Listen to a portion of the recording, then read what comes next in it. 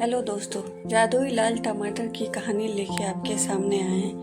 बहुत समय पहले की बात है। एक छोटे से गांव में एक बच्चा रहता था जिसका नाम मिहिर था। मिहिर को खेती करना बहुत पसंद। वो हल्के सुनहरे रंग का था। वो उसकी हल्की रोशनी निकल जाती थी। मिहिर ने उसे उठाया और दादाजी को दिखाने के लिए घर ले आया। दादाजी के बीज को ध्यान से देखा, बोले, बेटा, यह कोई साधारण बीज नहीं लग रहा।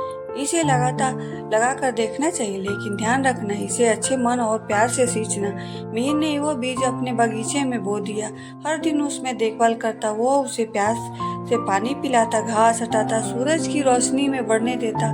कुछ ही दिनों में वह एक छोटा सा पौधा निकला, लेकिन वो पौधा साधारण नहीं था। उसकी पत्तियां हल्की सुनहरी चमकने वाली थी। जैसे जैसे दिन बीतते गए, पौधे में मिहिर ने जब पहला टमाटर तोड़ा तो काट कर देखा तो अंदर में उसमें हीरे जैसी चमकने वाली बीज थी।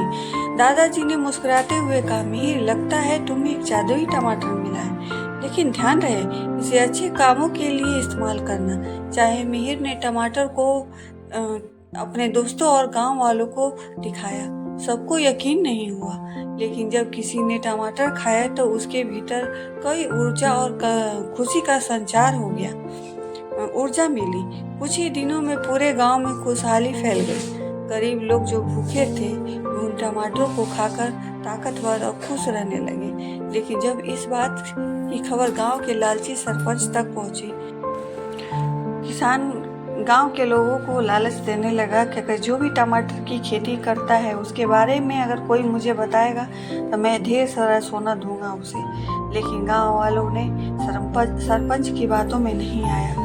वो किसी ने नहीं बताया कि टमाटर की खेती किसके घर में हो रही है। तभी उसमें से एक लालची किसान बाहर निकला और सरपंच को ये बता दिया कि मिहिर नाम के एक लड़के ने अपने खेत में जादुई टमाटर का खेती किया है।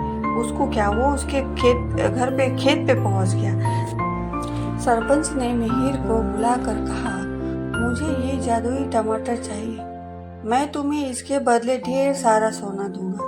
मिहिर सिर हिलाया नहीं। यह टमाटर पैसे के लिए नहीं, बल्कि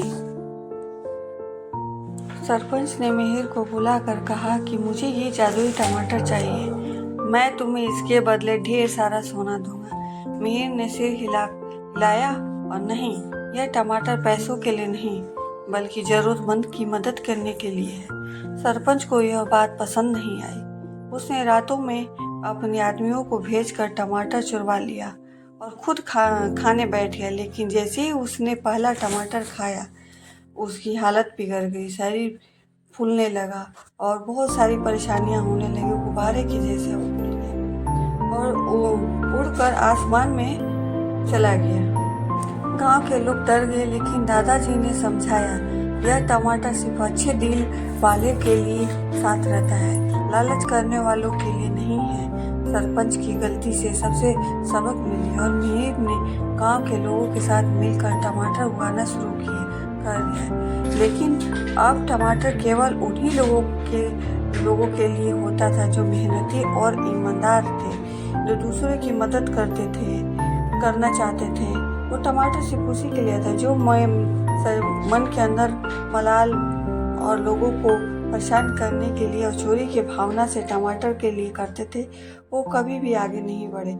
जो गांव में ये सच्चे दिल से उस टमाटर की खेती करता था और दूसरे की मदद करता था, ईमानदारी से रहता था, तो वो धीरे धीरे गांव में एक समृद्धि और खुशहाल जगह बन गया। लोग प्यार से ईमानदार से रहने लगे। मिहिर बड़ा होकर दुनिया का सबसे अच्छा किसान बना, जो हमेशा जरूरतमंदों की मदद करता।